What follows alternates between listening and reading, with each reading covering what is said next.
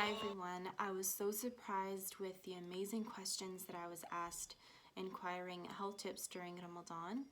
Now, first and foremost, whoever is not Muslim, it's okay. If you want to partake in it, you can. I truly believe that this month is so powerful. It's a powerful 29 or 30 days, which exceeds the amount of days that you need to build or form yourself a healthy habit. And it doesn't allow you only to help build your discipline, but also help build your strength, your humility, your spirituality, and just compassion for people you know who don't have much. And that's why it's known as a month of giving. So I do strongly encourage people who have never tried it to just give it a try. Now, moving on, I'm going to answer the top questions and keep it nice and simple. And if you do have any further questions, just leave those in the comments below. Alright, so the first question was how much to eat and drink for suhoor. So firstly, it's going to vary from person to person. I would say to just stick with your normal breakfast meal that you would have on a regular day. What I would typically have is 2 boiled eggs with some spinach, some yogurt, with 1 whole wheat or gluten-free toast. It's either that or I have some whole oats, which is very high in fiber and it's very filling. And then I like to add some blueberries with that, some honey, some cinnamon, and I like to add also a scoop of my plant-based vanilla bean protein powder. So that's my suggestion. And obviously the key in Ramadan is to stay very, very hydrated.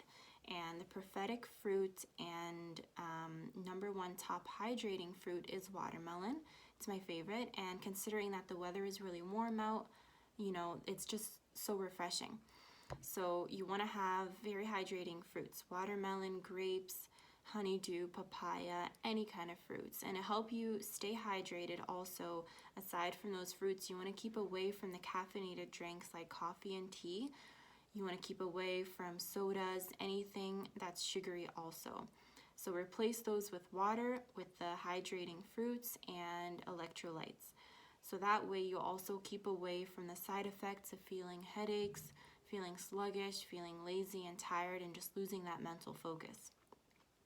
So that'll really, your body will love you for that.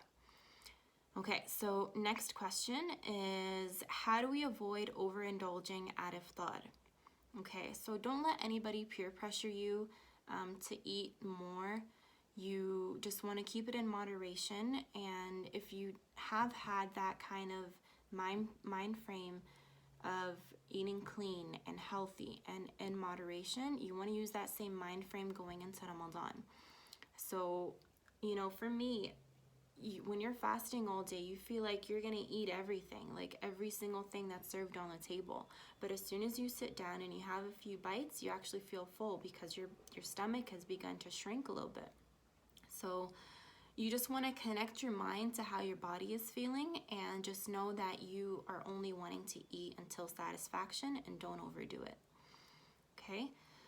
So then the next question is, what's the best meal to have for iftar? Okay, so we're going to be fasting for the majority of our day, so it's important for you to choose wisely. So I would suggest having yourself a plate and including some, like a healthy carbohydrate, a healthy protein, and a healthy fat. And a good example of that is having a grilled chicken, some brown rice, and sweet potato and avocado. To replace the grilled chicken, if you're a vegetarian, you can have like grilled marinated tofu instead. I know it sounds not that exciting, but it's what's gonna help you stay on track, stay healthy, and considering that we're in quarantine right now, you can use this to your advantage. There's no invitations, there's not gonna be like multiple meals made for so many people. So you can use this time for your advantage to just make your own meal, and it'll help you stay healthy and on track that way. Now, the next question. How to ensure we are taking in all our daily nutrients? It's a good question. So, very clean fruits and vegetables. When I go shopping and buy a whole bunch of fruits and vegetables, when I come home, I like to rinse them in vinegar, water and vinegar, to get rid of any fingerprints on them and that waxy layer on top. And I like to stick with organic as much as I can, as much as we're hoping that it's actually organic, right? So that, and also high quality supplements. Not every supplement is a good quality, so just make sure that it is a good quality one. And fruits and vegetables. So the next question: can we work out while fasting? And if so, when is the best time? So of course you can work out while fasting, and the best time that I would recommend is like 45 minutes or an hour before breaking your fast. Just do it at your own pace. And again, considering that we're working out at home right now, you're not gonna go crazy. It's not like you're at the gym, you're lifting this heavy weight where you're gonna require drinking water in between your sets and your circuits. So just do it at your own pace. And if you're training about 4 times a week and making sure that your nutrition is on point, I promise you that you're not going to gain or lose any weight, and you also won't lose your muscle mass. So make sure that you are keeping your nutrition on point and training at least 4 times a week. You'll be good, I promise you. Okay, and also one little tip to help you kind of look forward to training at home. What I did was create myself an environment, like choose any corner at home, use that environment to kind of look forward to, and you know that this is the location that you're going to be heading to work out only. Like, this is my working out training position, and that's what I'm going to be doing when I look at it. Right, so that'll help you build that structure and routine to look forward to training and help you stay consistent that way. All right, ultimately the best time to work out obviously is when you're not fasting, because your body is fueled with that energy. So once you do break your fast, if you're going to stay up until suhoor, you have a lot of time to train. And right now we don't have any work in the morning or school, so you can sleep in a couple extra hours. So you can work out after or an hour before. It's really up to you and how you're feeling. All right, so next question. What's a healthy option for keeping us standing all day fasting? Okay, so my mom makes this kind of prophetic drink. I grew up having it, and it's basically you get a cup of water and you grab 7 dates. You take out the pit inside the date, and you put the pits and the 7 dates in the water.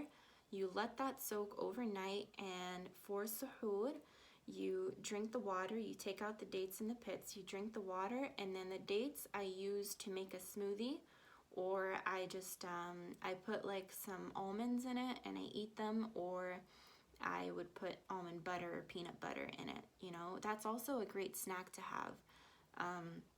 But yeah, I would make a smoothie, and it's really filling. It's filled with all the micronutrients your body needs, and that'll definitely keep you nice and standing all day throughout your fasting. And it's also a great hydrating source as well.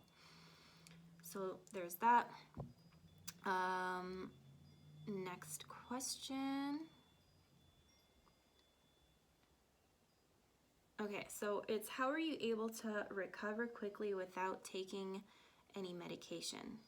So this doesn't really have anything to do with Ramadan. I appreciate the person who had asked me this. It is important, I guess, for those, you can get sick throughout any time of the year. For me specifically, I got tonsillitis, and with that comes a fever, and it happens almost every year during this time, where the seasons change, the weather is changing, so my body is really warm, and then I get hit with like this cold wind or cold breeze. That's how I get that kind of illness. Thankfully, it did last only 3 days, and my tip of advice was that I would grab a piece of clove of garlic, and I would chop that up into small pieces. I let it sit for about 10 or 15 minutes until the enzymes are activated, and then I would drink it like taking pills with water. So it's very high anti-inflammatory, so it just kills all the bacteria in your body, and also ginger as well. I like to grab a ginger root and I make it into like small slices. I boil it in water and I have that with like some honey, some cardamom seeds as well. So just keeping my body hydrated, drinking all those warm liquids and soups, and giving my body the rest it needs. It doesn't usually last too long, thankfully. So that's what I do whenever I get sick, really. Yeah, that is it. So I really do hope that those questions and answers were very beneficial to you. I really do hope that you have a blessed and wonderful Ramadan. Use it to self-improve.